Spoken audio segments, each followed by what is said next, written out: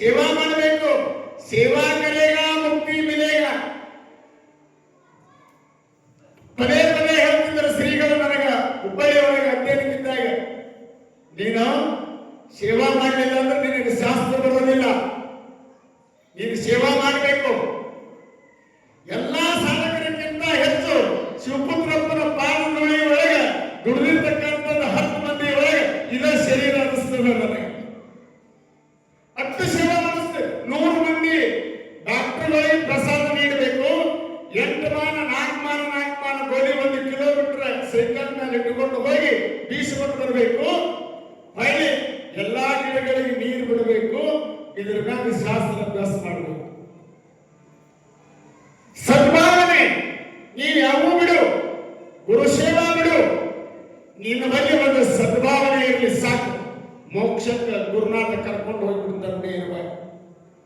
ಇವತ್ತು ಅಭಿನವ ಶಿವಪುತ್ರ ಮಹಾಸ್ವಾಮಿಗಳು ನಮ್ಮ ವಿದ್ಯಾಗುರುಗಳು ಈ ಗ್ರಾಮದ ಎಲ್ಲರೂ ಶಿಷ್ಯ ಮಕ್ಕಳಲ್ಲಿ ಇವತ್ತ ಅವರು ಇಲ್ಲದೇ ಇರಬಹುದು, ಅವರ ಶರೀರ ಮರೆಯಾಗಿರ್ಬೋದು, ಆದರೆ ಅವರು ಹುಬ್ಬಳ್ಳಿಯಾಗ ಮತ್ತು ಬಿಜಾಪುರ ಮಠದಾಗ ಅದಾರ ಇಲ್ಲೋ ಗೊತ್ತಿಲ್ಲ.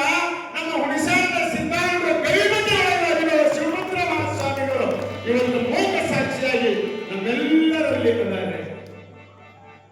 ನಾವು ಯಾವುದೇ ಒಂದು ಸಂಕಲ್ಪ ಮಾಡುವಾಗ ಸಿದ್ಧಾರೂಢರ ಮೊದಲ ಅಭಿನವ ಶಿವಪುತ್ರಪ್ಪ ನಾನೊಂದು ಕೆಲಸ ಮಾಡಕತ್ತೀನಿ, ಪ್ರೇರಣೆ ಮಾಡುವಂತ ಸಂಕಲ್ಪ ಮಾಡಬೇಕು ಮನುಷ್ಯ.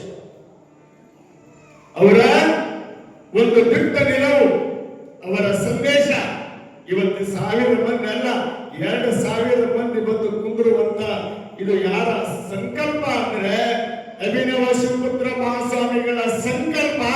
ಇವತ್ತು ಹುಣಸಾಳದೊಳಗೆ 2ನೇ ಕೈಲಾಸ ಅನ್ನುವಂತ ಸಿದ್ಧಾರೂಢ ಮಠ ನಿರ್ಮಾಣವಾಗಿತ್ತು.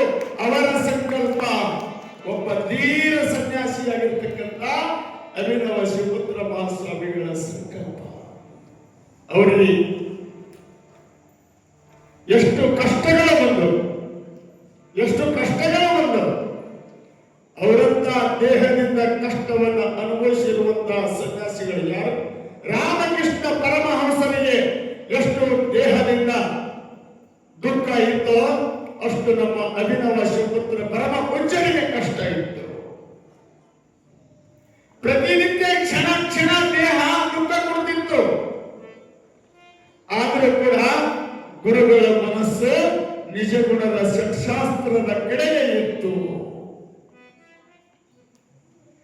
ಯಾವಾಗ ಆರೂಢ ಜ್ಯೋತಿ ಶಿವಪುತ್ರ ಸ್ವಾಮಿಗಳು ಆರೂಢ ಜ್ಯೋತಿಯಾಗಿ ದೀಪ ಹಚ್ಚಿದ್ರು, ಆ ಆರೂಢ ಜ್ಯೋತಿಯ ದೀಪವನ್ನ ಆರಲಾರ್ದಂಗ ಪರಂಪರೆಯನ್ನು ರಕ್ಷಣೆ ಮಾಡಿರ್ತಕ್ಕಂಥವರು ಅಭಿನವ ಶಿವಪುತ್ರ ಮಹಾಸ್ವಾಮಿಗಳು. ಆರೂಢ ದೀಪವನ್ನ ರಕ್ಷಣೆ ಮಾಡಿಕೊಂಡರು.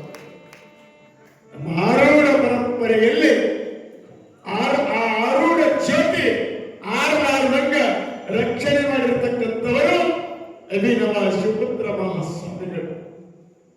ಆ ಪೂಜ್ಯರು ನಮ್ಮನ್ನ ಅಗಲಿ 5 ವರ್ಷಗಳ ಇವತ್ತ 5ನೇ ವರ್ಷದ ಪುಣ್ಯ ಸ್ಮರಣೋತ್ಸವ. ಅಂತ ಗುರುಗಳ ಹತ್ತಿರ ನೀನು ಸದಾವಕಾಲ ಸೇವೆ ಮಾಡೋ ಭಾಗ್ಯ ನಿನಗೆ ಸಿಗಲಿಕ್ಕಂದ್ರೆ ಬಿಡಲ್ಲ ತಮ್ಮ. ಭಾವನೆ ಸದ್ಭಾವನೆ ಇರಬೇಕು. ಒಂದು ದೃಷ್ಟಾಂತ ಹೇಳ್ತೇನೆ, ಮುಗಿಸ್ಬಿಡ್ತೇನೆ. ಕಾರ್ಯಕ್ರಮಗಳು ಬಹಳವೆ.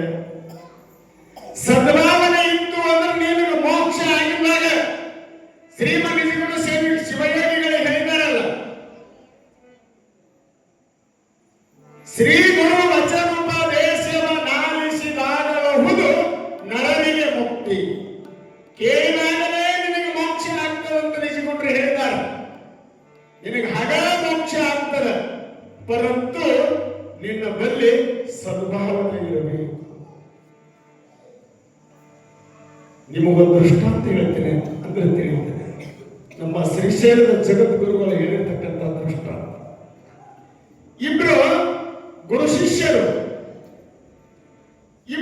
ಶಿಷ್ಯರು ಬಹಳ ಅನ್ಯೋನ್ಯವಾಗಿದ್ರು.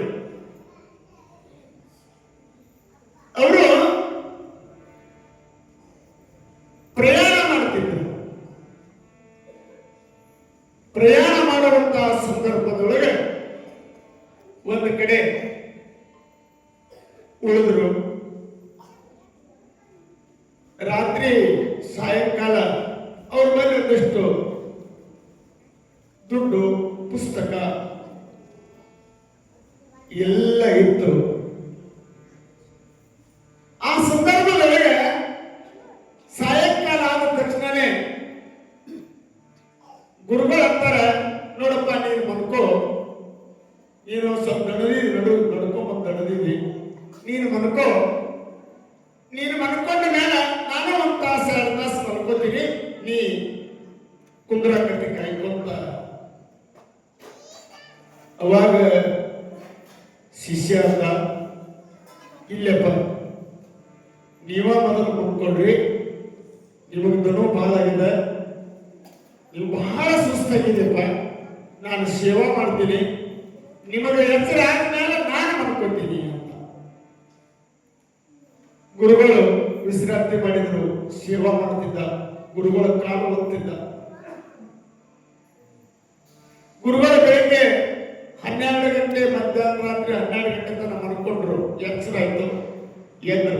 ಶಿಷ್ಯ ಹೇಳಿದ್ರು, ಆಯ್ತಪ್ಪ ನನಗಂತೂ ಎಚ್ಚರ ಆಗಿದೆ, ಇನ್ನೇನು ನನಗೆ ನಿದ್ರೆ ಬರೋದಿಲ್ಲ, ನೀನು ಮನ್ಕೋ, ನಾನು ರಕ್ಷಣೆ ಮಾಡ್ತೀನಿ.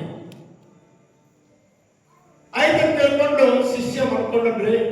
ಗುರುಗಳು ಕೈಯೊಳಗ ಜಪಮಾಲೆ ಹಿಡ್ಕೊಂಡು ಏನೋ ನಾಮಸ್ಮರಣೆ ಮಾಡ್ತಿದ್ರು. ಒಂದು ವಿಚಿತ್ರವಾದ ಘಟನೆ ನಡೀತದೆ. ಯಾವ ಗುರುವಿನ ಮಾರ್ಗದೊಳಗೆ, ಗುರುವಿನ ಸಾನ್ನಿಧ್ಯದೊಳಗೆ ನಡೆಯುವಾಗ ಆ ಕಾರ್ಯ ನಡೀತದೆ. ಒಂದು ಭಯಂಕರವಾಗಿರುವ ಘಟಸರ್ಪ, ಒಂದು ನಾಗರ ಹಾವು ಬುಸುಗುಡು ಬಂತ. ಎಲ್ಲಿ ಬಂತು ಅಂದ್ರೆ ಗುರುಗಳು ಬಳಿ ಬಂತು. ಗುರುಗಳ ಬಳಿ ಬಂದು ನಿಂತು ಕೈಯಾಗ ಜಪಮಾಲೆ ಇತ್ತು. ಗುರುಗಳು ಹಸಮುಖಿಗಳಾಗಿ ನೋಡ್ತಿದ್ರು. ಅವರನ್ನು ನೋಡಿ ಅವರಿಗೊಂದು ಸಾರಿ ನಮಸ್ಕಾರ ಕೊಟ್ಟು ಆ ಶಿಷ್ಯರ ಕಡೆ ಹೋಗ್ತಿತ್ತು.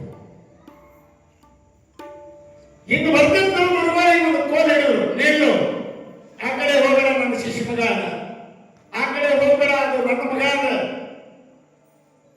ಅವಾಗ ನಾಗರ ಹಾವು ಮಾತು ಹೇಳ್ತದೆ,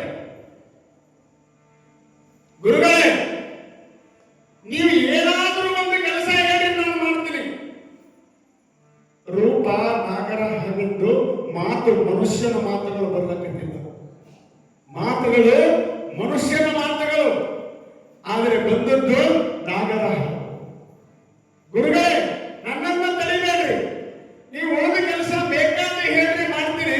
ಇದೊಂದು ವಿಷಯ, ಅವನಿಗೆ ಹೋಗಿ ನಾನು ಕಚ್ಚುತ್ತೀನಿ, ಅವನ ಕುತ್ತಿಗೆಯಿಂದ ನಾನು ಕಚ್ಚಿ ರಕ್ತ ಕುಡಿತೀನಿ, ನನ್ನ ದಾರಿಗೆ ಅಡ್ಡ ಬರಬೇಡ್ರಿ ಅಂತ ಆ ನಾಗರ ಹಾವು ಮನುಷ್ಯನ ರೂಪದ ಮಾತುಗಳಿಂದ ಹೇಳಿಕತ್ತು. ಆ ಸಂದರ್ಭದೊಳಗೆ ಗುರುಗಳಂತಾರೆ, ಅವ ಏನು ಮಾಡ್ಯಾರಪ್ಪ ನಿನಗ, ತನ್ನಷ್ಟಕ್ಕ ತಾನು ಆರಾಮ್ ಮಲ್ಕೊಂಡ. ನೀವು ಕಾಡು ಪ್ರಾಣಿಗಳು, ನಿಮಗೆ ಯಾರಾದರೂ ಚಿತ್ರ ಹಿಂಸೆ ಕೊಟ್ಟರೆ ಮಾತ್ರ ಅವರಿಗೆ ಹೊಳ್ಳಿ ನೀವು ಕಸ್ತೀರಿ. ಯಾವ ಪ್ರಾಣಿನೂ ಮತ್ತೊಬ್ಬರು ಮನುಷ್ಯನಿಗೆ ಸುಮ್ಸುಮ್ಗೆ ಕಾಡಿಲ್ಲ. ಒಂದು ಚೇಳು ಸಹಿತ ಮೈ ಮ್ಯಾಗ ಹರಿತಿರ್ತದ್ರಿ, ಅದು ತಾನ ಹೊರಗೋಗ್ತದೆ. ಸುಮ್ಬಿಟ್ರ ಅದಕ್ಕೆ ಮುಟ್ಟಾಕೊಂಡು ಹೊಡಿತದೆ ಸೊಟ್ಟ. ನೋಡ್ರಿ, ಮತ್ತ ಅನಾವಶ್ಯವಾಗಿ ಆತ ನಿದ್ರೆಯನ್ನು ಮಾಡ್ತಾ ಇದ್ದಾನೆ. ಅವನಿಗೆ ಕಚ್ಚದಿ ಅಂದ್ರ ಅವನ ಉದ್ದೇಶ ಏನು? ಅವಾಗ ಹಾವು ಹೇಳ್ತದಂತ,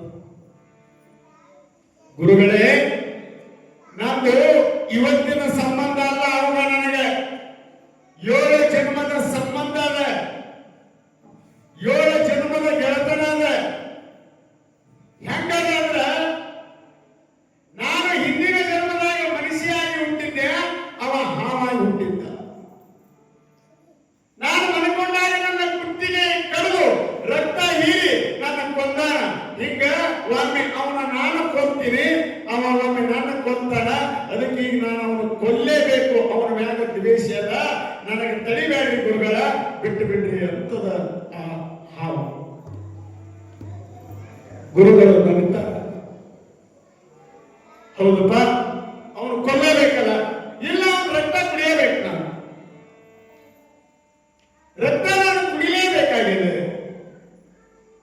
ಆಯ್ತಪ್ಪ, ನಿನಗೆ ರಕ್ತ ಬೇಕಲ್ಲ, ಅವನ ರಕ್ತ ಬೇಕಲ್ಲ, ಅವನ ರಕ್ತ ನಾನು ಕೊಡ್ತೀನಿ, ಅವನಿಗೆ ಕಚ್ಚಲಿಲ್ಲ. ಒಪ್ಪುವಂತು ಆ ನಾಗರ ಹಾವು. ಗುರುಗಳು ಏನ್ ಮಾಡಿದ್ರು, ತಮ್ಮ ಬ್ಯಾಗಿನೊಳಗೆ ಒಂದು ಚಾಕು ಇತ್ತು, ಚಾಕು ತಗೊಂಡ್ರು, ಶಿಷ್ಯನ ಎದೆ ಮೇಲೆ ಕುಂತರು. ಶಿಷ್ಯ ಮಲ್ಕೊಂಡಿದ್ದಾನ, ಗುರುಗಳು ಕೈಯೊಳಗೆ ಒಂದು ಚಾಕು ಹಿಡಿದಾರ. ಆ ಚಾಕು ಹಿಡಿದು ಎದೆ ಮೇಲೆ ಕುತ್ಕೊಂಡು ಒತ್ತಿ ಕುತ್ತಿಗೆ ಹಿಡಿದು ಇಲ್ಲಿ ಕುತ್ತಿಗೆ ಕೊಯ್ದಾರ. ಯಾವಾಗ ಎದೆ ಮೇಲೆ ಕುತ್ಕೊಂಡು ಕೈಯೊಳಗೆ ಚಾಕು ತಗೊಂಡು ಹಿಂಗೆ ನೋಡುವಾಗ ಶಿಷ್ಯಗ ಎಚ್ಚರ ಆಗಿದೆ, ಕಣ್ಣು ತೆರೆದಾನ. ಹಿಂಗ ಕಣ್ಣು ತೆರೆದ, ನೋಡ್ದ, ನನ್ನ ಅಪ್ಪ ಕುಂತಾನಲ್ಲ ಅಂತ ಮತ್ತೆ ಗಪ್ಪರೆ ಕಣ್ಣು ಮುಚ್ಚಿದ. ಕುತ್ತಿಗೆ ಕೊಯ್ದು ಬಂದಿಷ್ಟು ರಕ್ತ ಆ ನಾಗರ ಹಾವಿಗೆ ಇಟ್ಟರಂತ. ನಾಗರ ಹಾವು ಕುಡಿದು ಹೋಗಿಬಿಡ್ತು. ಈ ಕಡೆ ಅವನಿಗೆ ಗಾಯ ಆಗಿತ್ತು, ಔಷಧಿ ತಂದು ಹಾಕಿ ಅದಕ್ಕೇನೋ ಔಷಧಿ ಕಟ್ಟಿದ್ರು.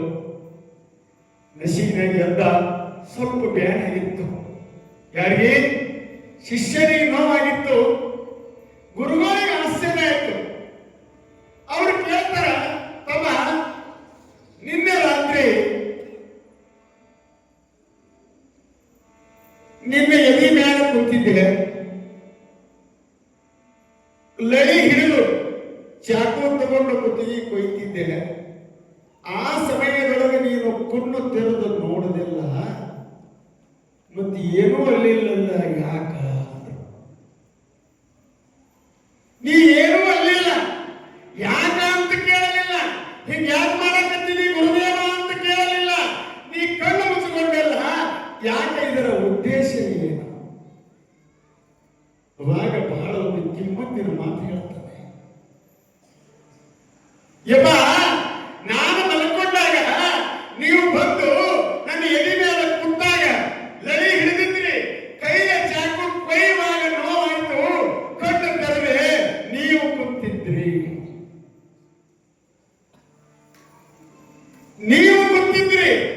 ಯಾರೋ ಒಬ್ಬರು ಕುಂತಿದ್ರು ಅಂದ್ರ, ಯಾರೋ ಒಬ್ಬರು ಬ್ಯಾರೆ ಬಂದು ಕುಂತಿದ್ರು ಅಂದ್ರ ಅವರನ್ನ ಕೆಳಗೆ ಒಗೆದು ನಾನು ಭೇದಿಸ್ತಿದ್ದೆ.